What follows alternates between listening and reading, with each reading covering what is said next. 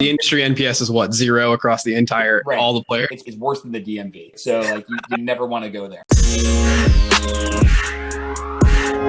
Welcome to Wharton Tech Talks, everybody. I'm your host, Ibrahim. Welcome to the conversations that we have about technology that are bold and interesting. I have to give a shout out to Wharton Digital Health Club's Pulse podcast. They were absolutely the inspiration for Wharton Tech Talks. So please go and take a listen to them. And I'd also have to give a shout out to the Wharton Healthcare Management Program because I think it's the best healthcare program in the country, if you ask me. And because we're having a healthcare conversation today, we are super excited to introduce and welcome David Kerwar, who's the Chief Product Officer at Mount Sinai. Welcome, David. Thanks, Ibrahim. It's great to be here. Healthcare is such a crazy world. Healthcare is extremely messy, and to try and solve anything is kind of painfully difficult. You've spent a long portion of your career, especially post-Wharton, in healthcare. You were at McKesson, you were at Aetna, now you're at Mount Sinai. What is the healthcare passion for you? What keeps you going in such a slow-moving industry? I've been in healthcare actually for almost 20 years now, which I guess makes me part of the problem and no longer part of the solution. So yeah, I'm really interested with the consumer experience. I've always sort of been interested as a patient,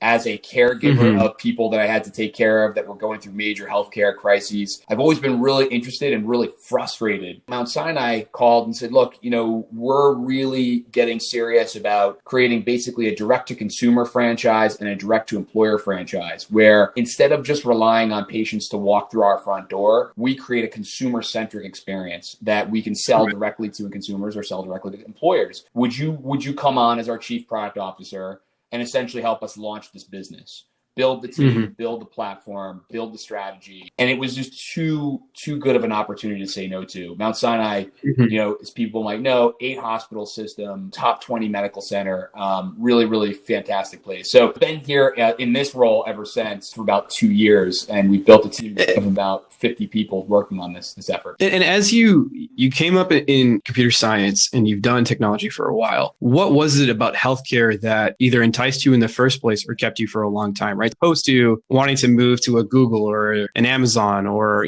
any of the other big tech companies where maybe the progress or the quote unquote impact is faster. So the thing about healthcare is that while it is slow moving, it is incredibly complex. You've got about 17% of our economy rests in it. It's a really multi-stakeholder kind of industry. You've got hospitals, physicians, insurance companies, employers, the government, patients, medical device companies, pharmacies. So you've got all of these different constituents, and sort of the mental schema that you create about how this industry works, how people trade money for value and for care is incredibly interesting. And the ways that you can actually, if you spend enough time inside of it and you understand the things that you can change and the things you can't, the change you can create is sustainable and tremendous. It just doesn't happen as fast as, one would like. Healthcare doesn't necessarily need just more technology, because you can put out flimsy technology but that's not going to change the game. It's really about change the technology, the people, the process, the culture, the strategies, the incentives. And that to me is incredibly intellectually stimulating. And so that's what got me in it. That's what keeps me in it. Every single day I learn something new.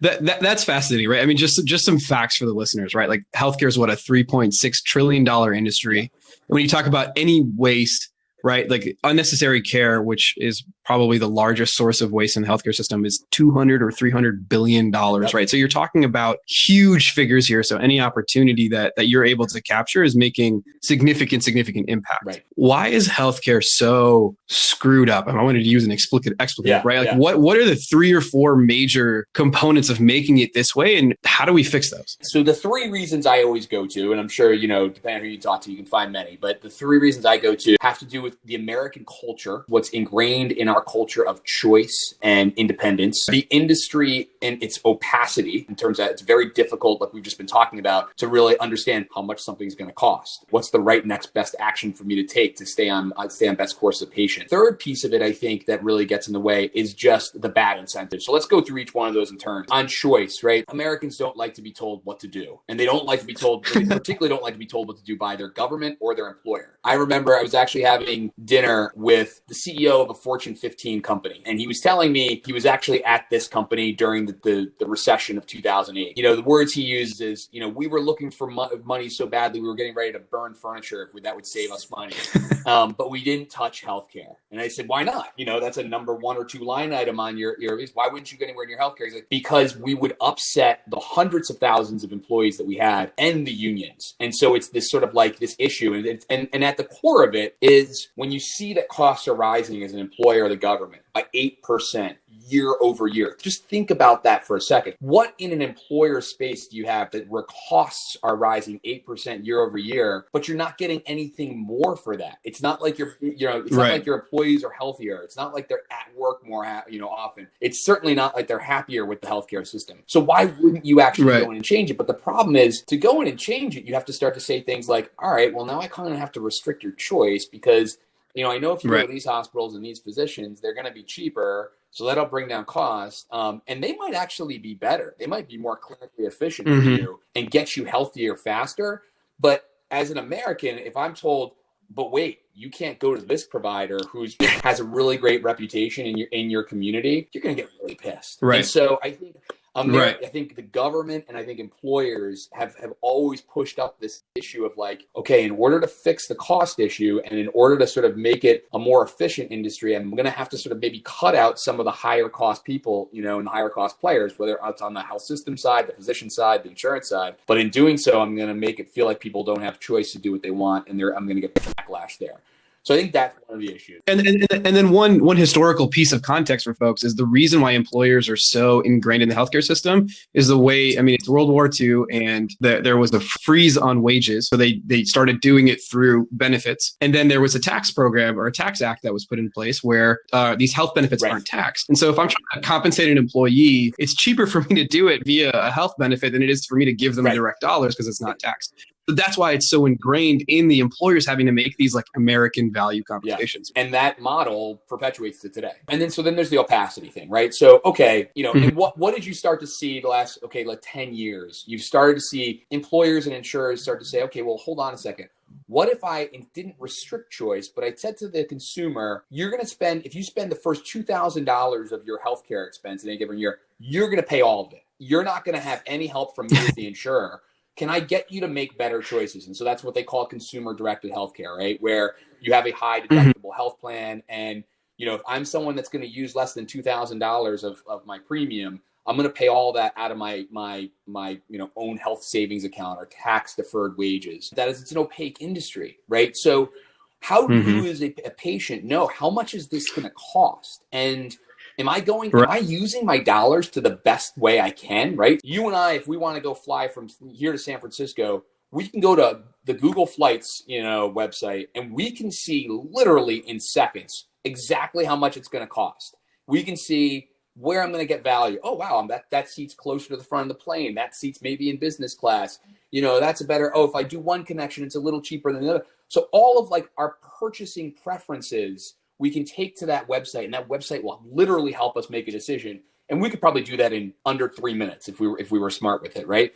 In healthcare, that's impossible. You could wake up and say, okay, I have lower back pain. Where should I go? Should I go see my orthopedic surgeon? Or should I go to urgent care? Should I go to a chiropractor? And you're like, okay, I'm going to go to urgent care. Okay, well, which urgent care is in my network? Okay, now I've got to go to my insurer. Okay, and now I think I found the ones that are in my network. I have to check and see who has availability and where I can walk in and wait times. But how much am I going to pay for that? Am I paying? Oh, it's $150. Okay, well, now I'm not really, that may not be the right choice for me. So it's not like you can just go to this one place and see all your information about your healthcare existence, how much it'll cost, what kind of care you should get based upon your symptoms and your clinical profile. Trying to put more on the consumer in the form of a consumer-directed health plan, like I was saying, is a good idea if you have 100% transparency. But if you don't, it's not going to work well. And by the way, it's no better for the physician. You can open up an EMR, and we have something called an electronic medical record, which is basically the home base for a physician in healthcare. I guarantee you, when you open that medical record at Mount Sinai, you will not see a price, right? You're not going to see, oh, I'm going to prescribe this and here's how much it's going to cost, or I'm going to send you to this provider and this is how much the referral will cost. It's opaque for both the consumer and the physician side. So no one has the proper understanding of how to make these decisions. It may help you. I don't know. Maybe I don't need to go to the ER today because I'll have to pay for that. but that is maybe a small percentage. I don't know what the actual breakdown is. Probably a small percentage of the unnecessary care that actually happens. And think about, when you think about what really creates cost in the healthcare industry, it's people that are, chronic diseases, right? 1 or 2 chronic diseases and generally pretty sick. Depending upon how you slice it, you can see that 80-90% of costs are driven by 10% of people, 10% of Americans. And so, right. Those, think about how complex those journeys can be. It's no longer about, I have lower back pain. Should I go to the chiropractor? It's, oh my God, I have stage 3 cancer and I have to get radiation. I need to see these N different, specialists. I need to go so many different decisions that you literally need a master's degree in healthcare to try to even make the best decision for you, let alone know the cost. So right. And then you were talking about incentives. How does that play into this? I mean, that's what we talk about all the time with the policies and stuff, but what's your perspective? So, when you look at all of those different players, the insurance companies, the hospitals, the physicians, the pharmacy owners, the pharma companies, the medical device companies, and I can go on and on and on.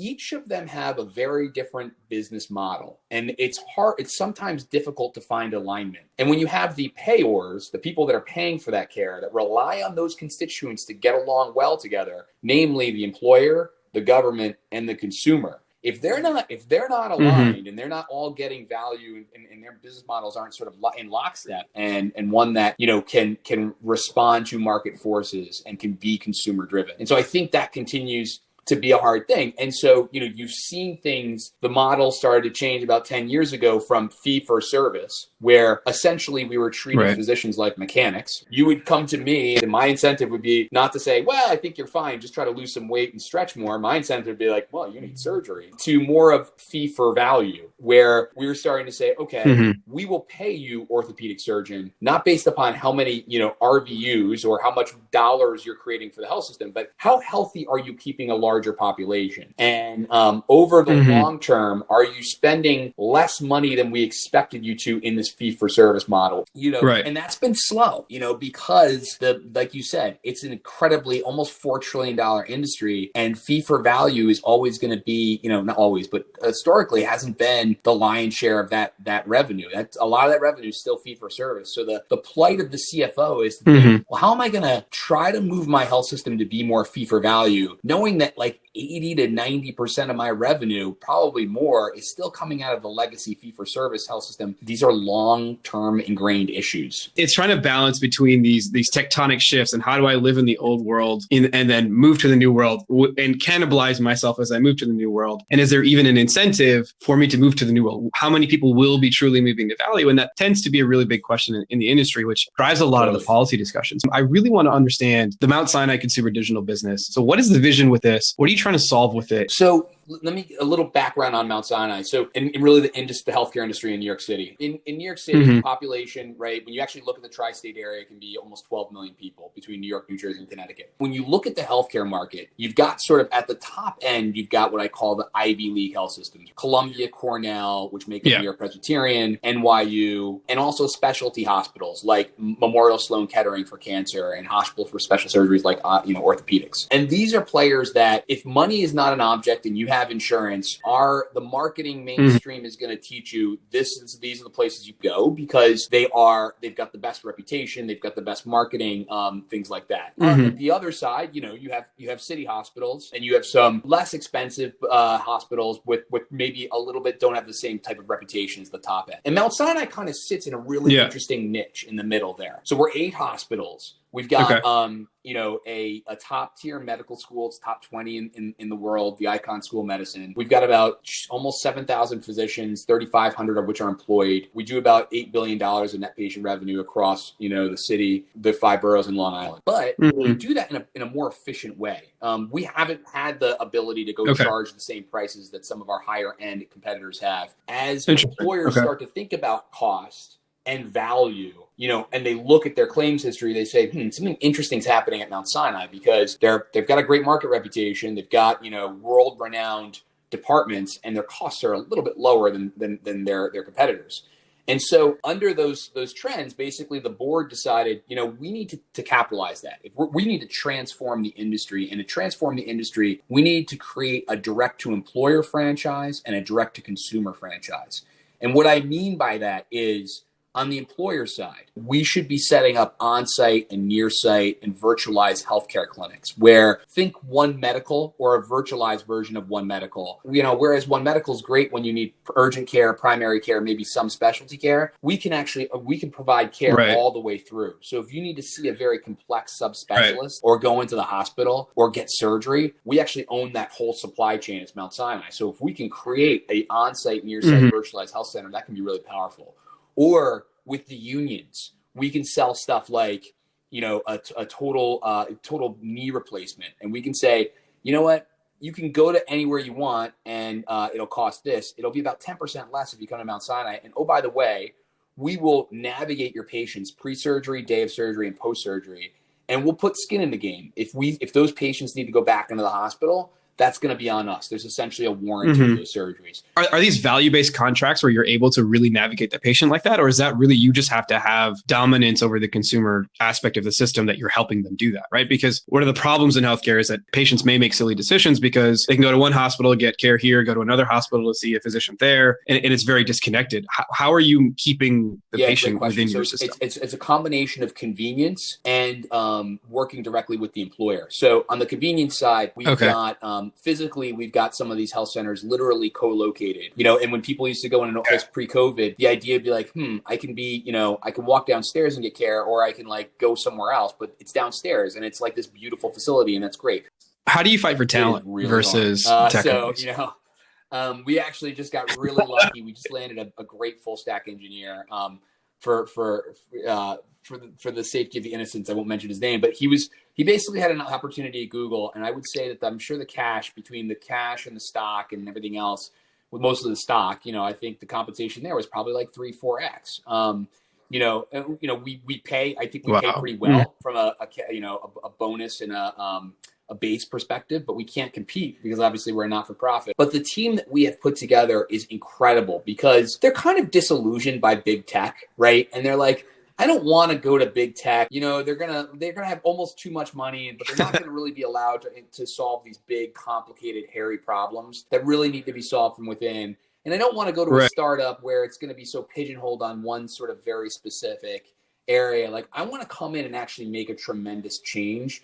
And I know I can't do that across all of the industry, but if I do it here, then geez, either as this team starts to think about, spinning out as its own entity, or maybe they started the business themselves, they're going to have seen it from the inside. They're going to know what works. I always say, if you're going to change healthcare, picture yourself as like a building engineer, and you're walking into sort of a decrepit building and you're looking at, one pole and you're saying, if I take that pole out, will the whole building fall down, or can I actually improve the facade? And that's kind of how difficult it is, right? You're like, okay, well, that seems really stupid. Why do we do it that way? Well, guess what? It might be really stupid and we should change it. Or it might be that if you don't do that, then the claim doesn't get dropped, the bill doesn't get paid, and then the health system loses $1 billion, and that's a bad thing. You're building something really special. You've got these unique products and a team that you're not going to find at other provider systems, right? So you're building something. Now, what tech companies do is they build something and then they sell it to everyone and their mother for free because it's already built. I'm curious, how do you, is this really to just benefit Mount Sinai? Is there plans on how do we get this to the rest of the United States? I think, we are going to go there.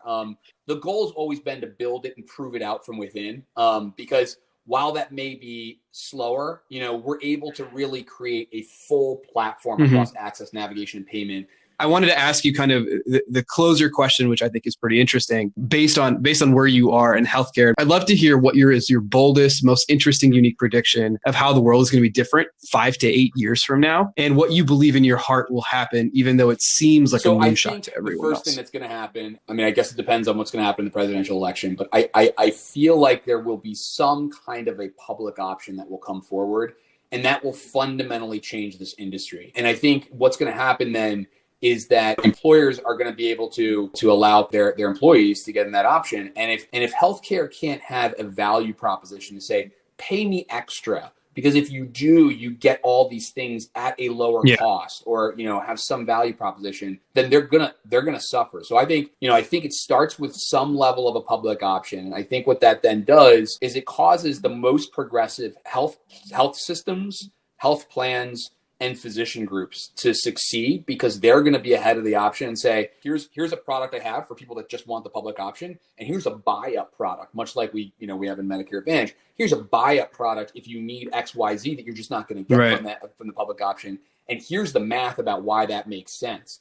And so I think you're going to end up seeing probably a fair amount of consolidation, but you're going to see a very much almost a two-tier industry where you've got really progressive health systems, health plans, and physicians that are frankly winning, and then a lot that are potentially not going to be winning.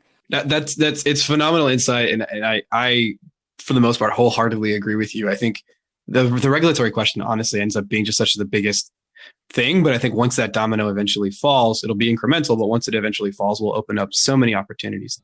David, thank you for joining us. I know you've got someone to run to after this, but you're our first Wharton alumni, our first healthcare management alumni. And it's been a fantastic conversation. We look forward to having you back so we can dive into that tech stack and some of the other interesting conversations. Thanks for your time.